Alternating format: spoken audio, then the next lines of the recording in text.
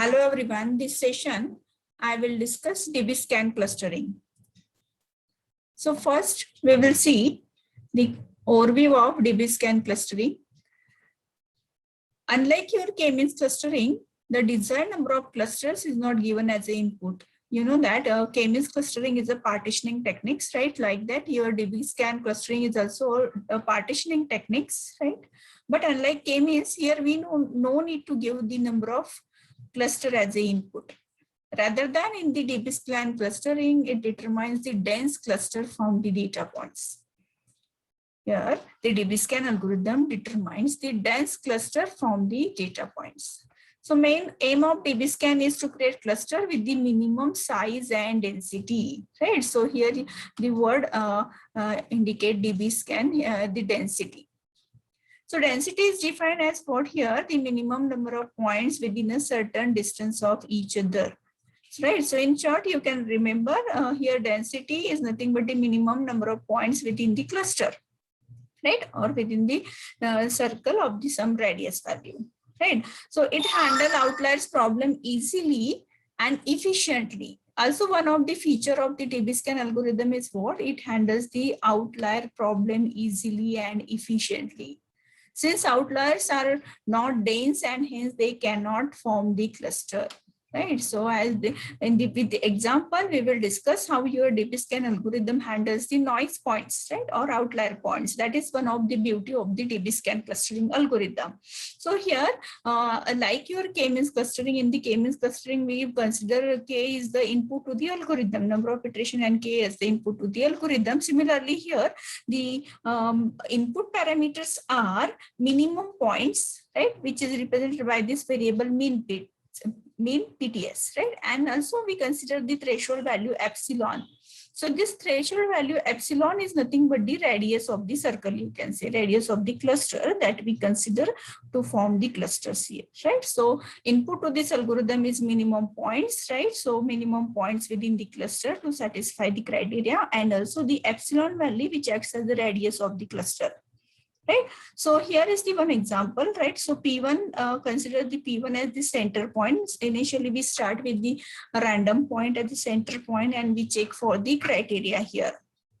Right, and epsilon is also the given in the problem statement, that is 2 unit here, right? So epsilon 2 unit means the radius of the cluster we are going to consider as a 2 unit, right? And minimum points are given as a 4 to form the cluster here, right?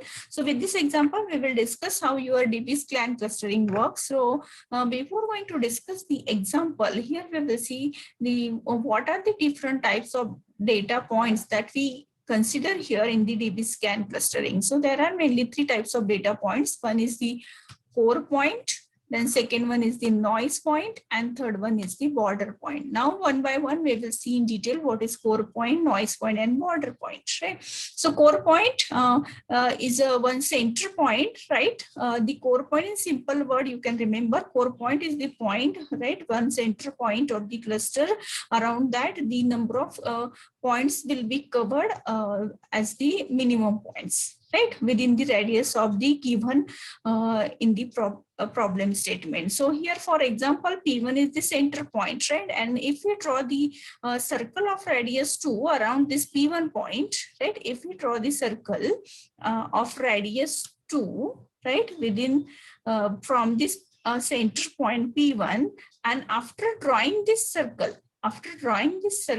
right, if we get the number of points within that circle, that is equal to minimum points, right? So here for our example, minimum point is 4. So if this circle is covering minimum points 4, then my P1 will act as a core point. Means what? Core point means what? P1 is capable of forming the cluster.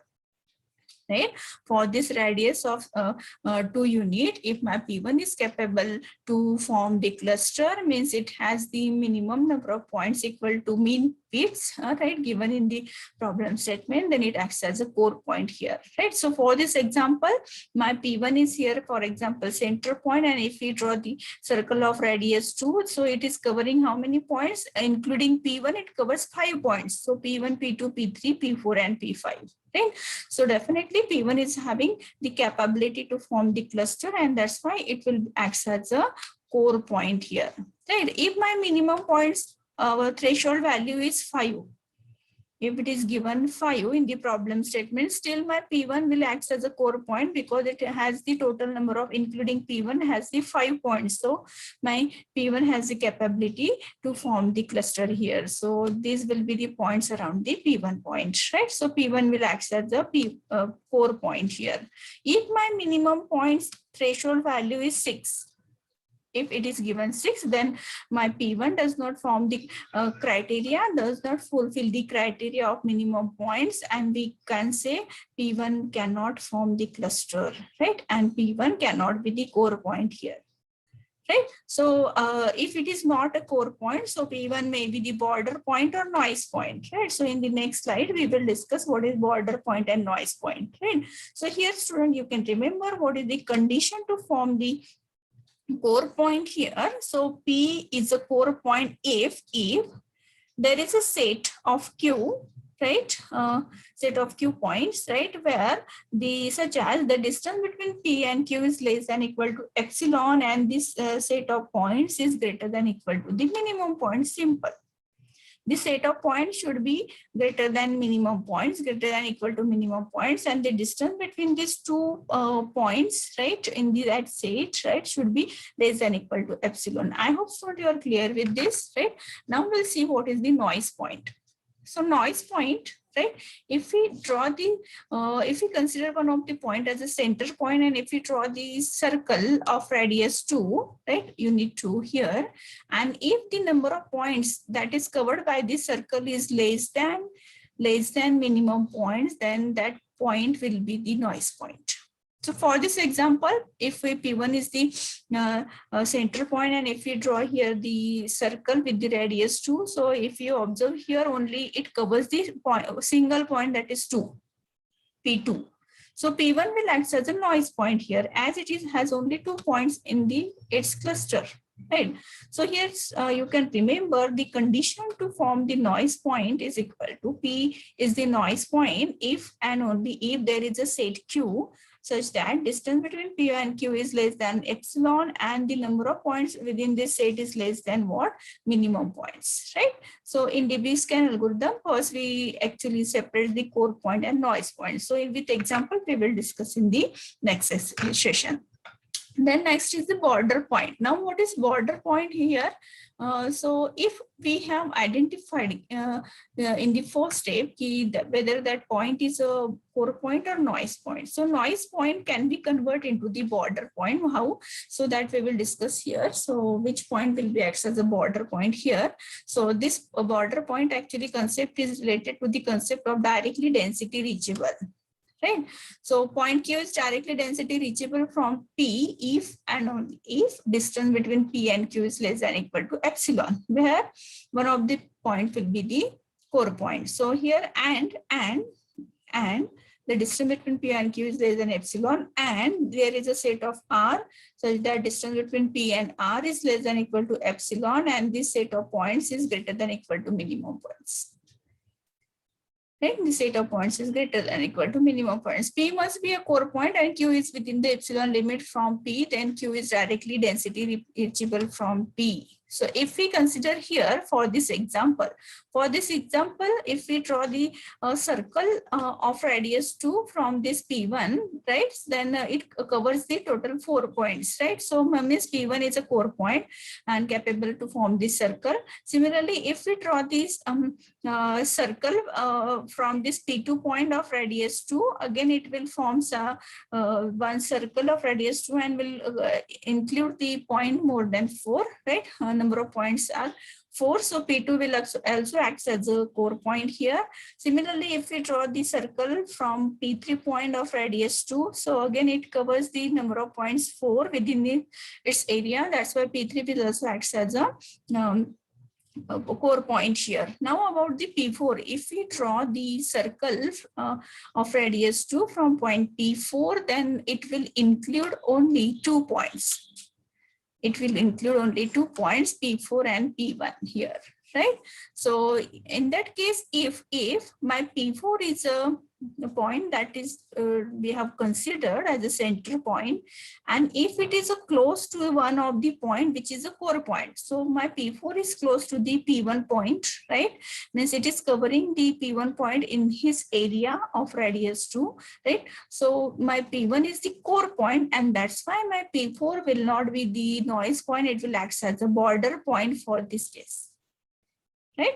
So here P2, P3, P4 are directly density reachable from the P1. So P1 is a core, P2 and P3 also acts as a core as various neighbors are close to them. But with P4 only P1 is close.